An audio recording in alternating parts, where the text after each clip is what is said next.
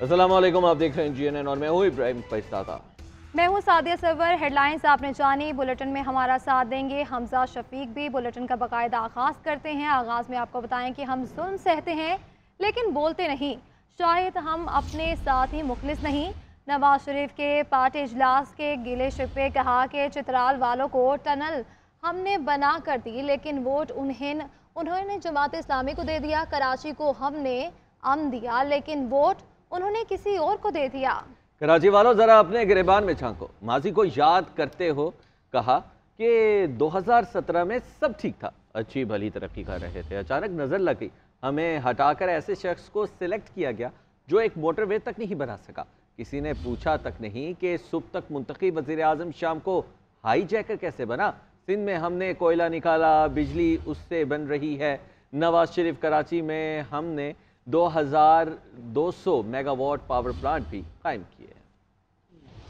नज़र खा गई हमें। हम खुद भी शायद अपने साथ इतने मुखलिस नहीं, नाइंसाफियाँ इतनी बड़ी बड़ी होती हैं, हम खामोशी के साथ बर्दाश्त कर जाते हैं, सह जाते हैं। ये भी तो किसी को पूछना चाहिए था ना कि एक वज़ीर आज़म सुबह वज़ीर आज़म है तो रात को भाई हाई जैकर कैसे बन गया। जो 2018 में हमें RTS बंद करवा के जो हुकूमत लाई गई थी, क्या वो एक मोटरवे भी नहीं बना सकी जो कि सखर से हैदराबाद। और हमें कह देते हैं नवाज शरीफ ने अमन कायम किया, नवाज शरीफ ने अमन कायम किया। जब वोट की बारी आती है तो वोट किसी और को चला जाता है। अमन कराची में कायम हम करें और वोट जाए किसी और को, यार ये तो कोई बात तो नहीं है। कराची वालों जरा गिरेबान में झांक के देखो अपने। ये चित्राल वाले भी कहते हैं हो जनाब नवाज शरीफ ने वहाँ पे लवारी टनल बनाई है, लवारी टनल बनाई नवाज शरीफ ने बनाई है। जब वहाँ पे इलेक्शन हुआ तो वोट जमात इस्लामी को चला गया। हमने हमेशा इनकी पासदारी की है और आइन की रखवाली की है और जो उसे हटे हैं उसका नोटिस लिया है, जिसकी वजह से फिर सारा हमला हमारे ऊपर ही हो जाता है। इतने साल में हुकूमत नहीं में रहा जितने साल में मुल्क बदरी में रहा हूँ। वो मुकदमे देखे उनका क्या हशर हुआ है। हाई कोर्ट ने उनको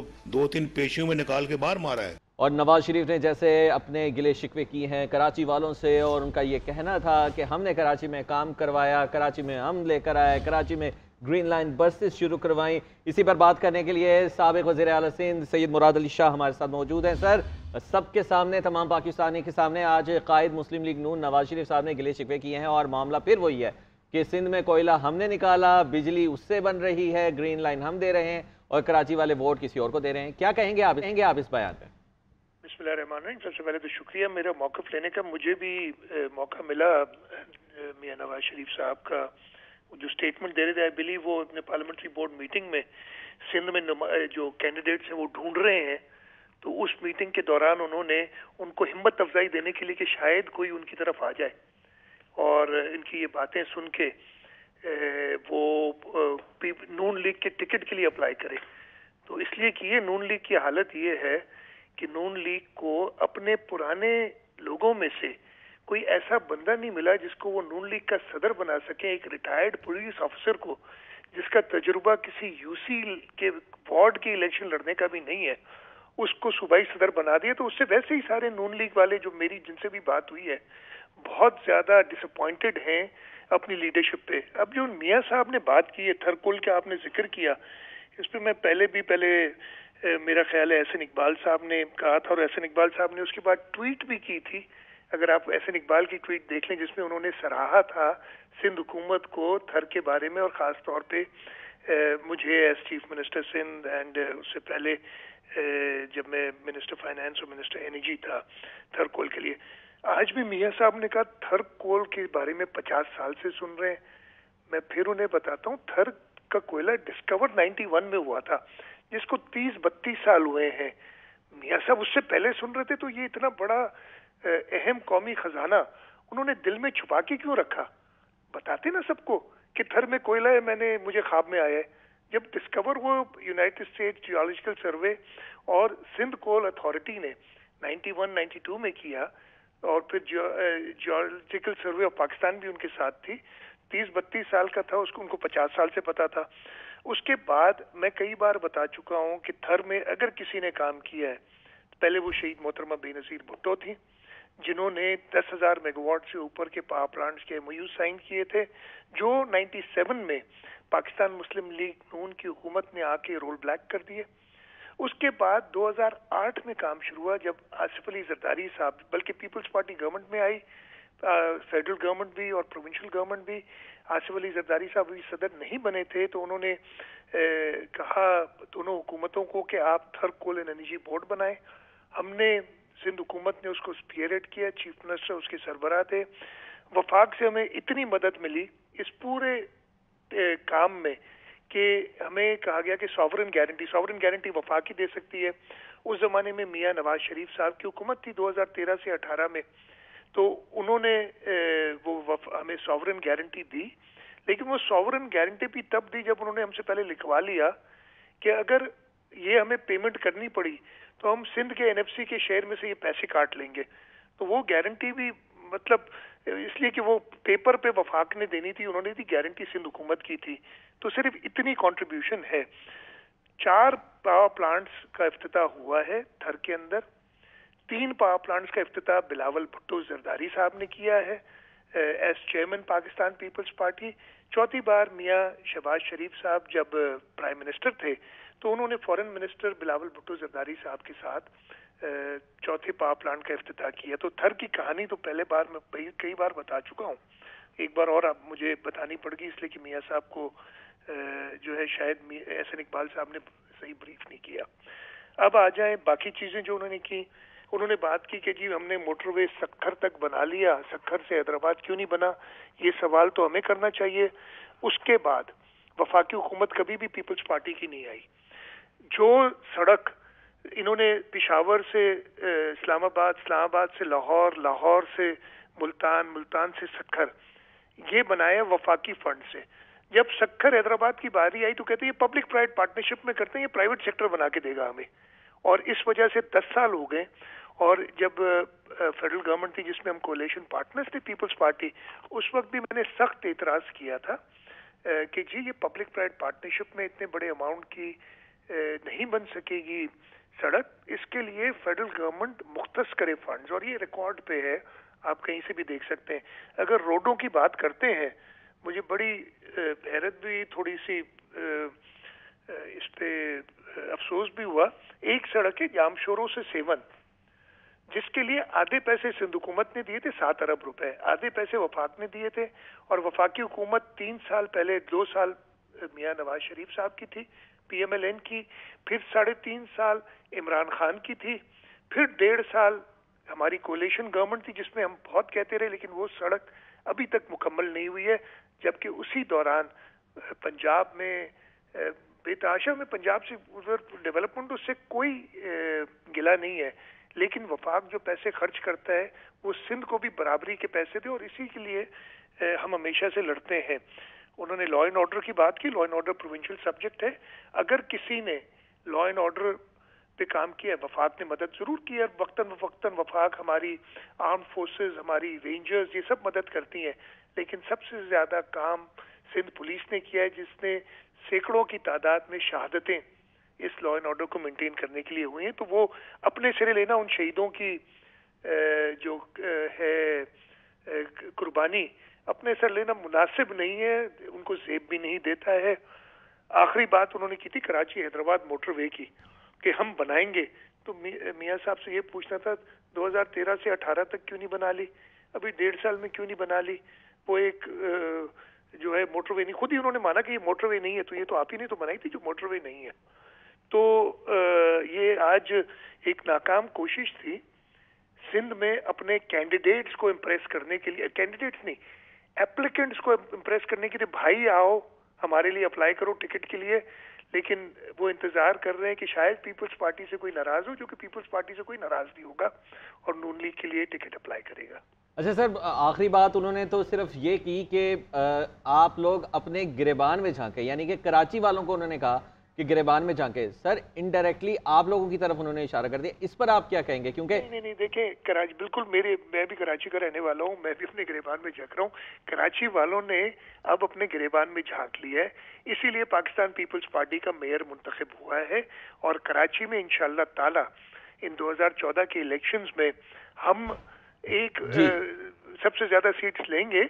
और इन्होंने चले वो ग्रीन लाइन के लिए पैसे दिए थे, उन्होंने कहा था 1 साल में बनाऊंगा, उसको भी 5 साल 4 साल उन्होंने लगाए थे कंप्लीट करने में। फिर इमरान खान साहब ने आके तो उसको और तबाही मचाई, उसके लिए तो जितना बोलूं कम है। لیکن آج وہ موضوع بحث نہیں ہے تو اس کے بارے میں نہیں بات کرتا. تو اس کے علاوہ ابھی بھی جو پانی کے پروجیکٹ کی بہت شکریہ سید مراد علی شاہ صاحب، آپ نے ہمیں اپنا قیمتی وقت. آگے بڑھتے آپ کو بتائیں P T I intra party انتخابات برقرار رہیں گے یا دوبارہ ہوں گے؟ الیکشن کمیشن نے کیس کا فیصلہ محفوظ کر لیا. بیرسٹر علی ظفر نے موقف اختیار کیا. جب بلا مقابلہ انتخاب ہو تو وہ ووٹنگ کی ضرورت نہیں ہوتی.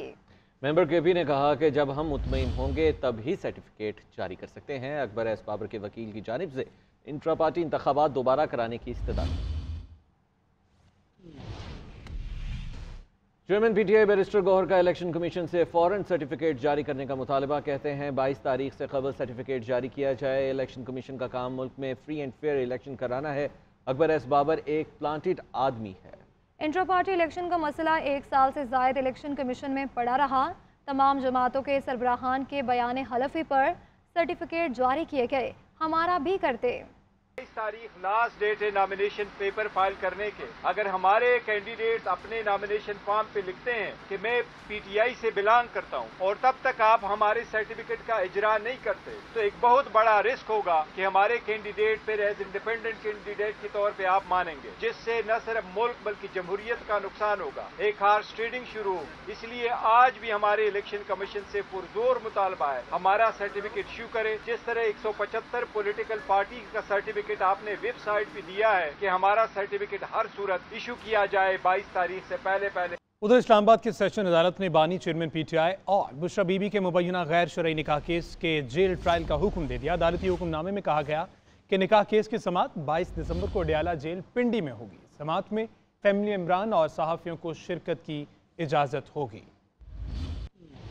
غیر شرعی نکاح کیس جیل حکام کی بانی چیئرمین پی ٹی آئی کو عدالت پیش کرنے سے معذرت. ٹرائل جیل میں کرنے کا فیصلہ. غیر شرعی نکاح کیس میں بشرا بی بی کے وکیل عثمان گل نے عدالت کو بتایا کہ بشرا بی بی لاہور میں ہیں اور وہ عدالت پیش نہیں ہو سکتی. جج قدرت اللہ نے کہا کہ سابق چیئرمین پی ٹی آئی جیل میں ہے، بشرا بی بی تو جیل میں نہیں ہے. جیل سے سابق چیئرمین پی ٹی آئی سے متعلقہ رپورٹ آ جائے تو دیکھ لیتے ہیں. عثمان گل نے جواب دیا کہ رپورٹ جو آنی ہے وہ آپ کو بھی پتا ہے، ہمیں بھی پتا. جج نے عثمان گل سے مکالمہ کیا کہ مجھے نہیں پتا، آپ بتا دیں کیا رپورٹ آنی ہے. وکیل عثمان گل نے عدالت سے استدعا کی کہ لاہور سے آنا ہوتا ہے تاریخیں لمبی دے دیا کریں یا چھٹیوں کے بعد سماعت رکھ لیں. اس پر عدالت نے کہا کہ کچھ عرصے تک اسلام آباد میں کرائے پر گھر لے لیں، چھٹیوں سے پہلے ایک سماعت رکھیں گے. جیل حکام نے بانی چیئرمین پی ٹی آئی کو عدالت میں پیش کرنے سے معذرت کر لی. سپرنٹینڈنٹ ڈیالہ جیل نے عدالت میں جمع کرائے جواب میں کہا کہ سیکیورٹی تھریٹ پر بانی پی ٹی آئی کو عدالت پیش نہیں کر سکتے. عدالت نے بانی چیئرمین پی ٹی آئی اور ان کی اہلیہ بشرا بی بی کے خلاف غیر شرعی نکاح کیس میں جیل ٹرائل کا حکم دے دیا. عدالتی حکم نامے میں کہا گیا ہے کہ غیر شرعی نکاح کیس کی اگلی سماعت 22 دسمبر کو ڈیالہ جیل میں ہوگی. دوران سماعت فیملی ممبران اور میڈیا نمائندوں کو شرکت کی اجازت ہوگی.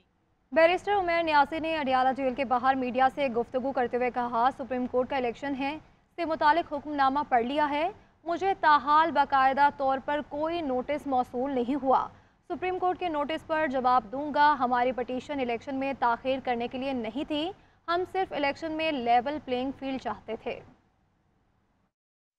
آرڈر کی تفصیلات آ گئی، باقاعدہ طور پہ ابھی تک میرے تک کوئی نوٹس وغیرہ آیا نہیں. ایکسپلینیشن سیکھ کی گئی ہے، اس کا انشاءاللہ فوراً جواب فائل کریں گے کہ ہماری پٹیشن کوئی الیکشن ڈیلے کرنے کے لیے نہیں، ہم لیول پلینگ فیلڈ چاہ رہے ہیں. ہمارا مقصد یہ ہے کہ الیکشن بھی ہو اور وہ صاف شفاف ہو.